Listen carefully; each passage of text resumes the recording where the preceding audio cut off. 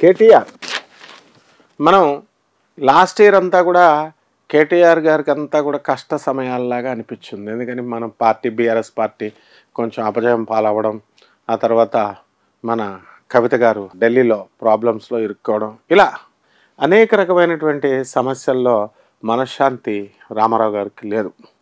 మరి అటువంటి కేటీఆర్ ఈ సంవత్సరంలో 2025-26 సంవత్సరం ఉగాది తర్వాత మనకి విశ్వావసునామ సంవత్సరం ఎలా ఉండబోతోంది కేటీఆర్కి?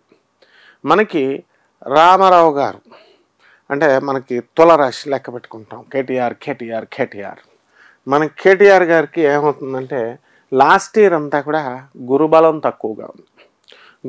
తక్కువగా ఉంది కాబట్టి ప్రజల్లో ఆకర్షణ అనేటటువంటి తగ్గుతుంది. అనవసరమైనటువంటి అపవాదులన్నీ కూడా మీదకు వచ్చేస్తాయి. మరి అటువంటి గడ్డు సమయాన్ని కేటీఆర్ గారు దాటేశారు. ఇప్పుడు ఆయన అంత బళాశంకరుడు అనమాట. ఎవరైనా సరే పని చేయించుకోవాలనుకుంటే మన కేటీఆర్ గారు చాలా ఈజీ. కవితక్క గారి దగ్గర అలా కుదరవు. She is very intelligent. అలాగే మన కేసీఆర్ గారు అంటావా ఇంకా ఆయన చేసి పెడతారనుకోండి. కాకపోతే కేటీఆర్ ఏంటంటే బళాశంకరుడు. తిట్టినా ఏం చేసినా అమాయకుడు పాపం. సో అటువంటి కేటీఆర్ గారికి కొరా నాగరాజు గారు అని ఒక స్నేహితుడు ఉన్నాడు. వీళ్ళంతా కూడా సిద్దిపేటలోనే. మరి నేను పర్సనల్గా చూశాను. కేటీఆర్ గారు ఆయన్ని పిలవడం, ఎవరినైనా సరే ఆయన పిలిచి ఆయన అంత ఫ్రెండ్లీగా మాట్లాడతాడు. అసలు డాంబికమైనటువంటి ఆచారం అనేటటువంటిది ఉండదన్నమాట. అంత స్మూత్గా రైట్ పనులు చేసి పెట్టడం, దట్స్ ఆల్. సో మరి టైం ఎప్పుడు ఒకలా ఉండదు కదా.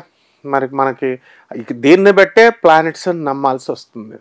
The ups and downs in the life definitely it rules the lifes of human beings. So ఎంతటి మోనార్క్ అయినా, ఎంతటి రాజైనా మనకి ఒక్కొక్కసారి తప్పకుండా డౌన్ఫాల్ అవుతాం. ఎందుకు అవుతాం? ఇది మన మంచికే జరుగుతూ ఉంటాయి కాబట్టి దేవుడు నేర్పించడం కోసం. సో ఇప్పుడు మన కేటీఆర్ గారికి స్లోగా పికప్ అవుతుంది జాతకం. ఎవరికైనా పికప్ అవుద్ది. ఇంకా అసలు మరీ గడ్డు సమయాలంటే ఇంకా భయపడతా ఉండాలి. అంత గడ్డు సమయాలు ఏం లేవు. సో చాలామంది మరి కేటీఆర్ జైలుకి వెళ్ళిపోతారు, ఇది అది అని చెప్పారు. నేను ఎప్పుడో చెప్పాను కేటీఆర్ గారు అసలు జైలుకి వెళ్ళే సమస్య లేదు. ఎందువల్లంటే అది కూడా మన కవితక్క గారి విషయంలో అది డిఫరెంట్. And he defended.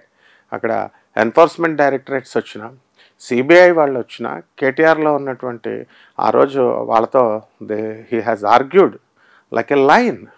ఆయన ఉన్నటువంటి అవును ఎందుకు ఉన్నది చెప్తారు అంతే. అండ్ కోర్టులో లాయర్లు లేరా?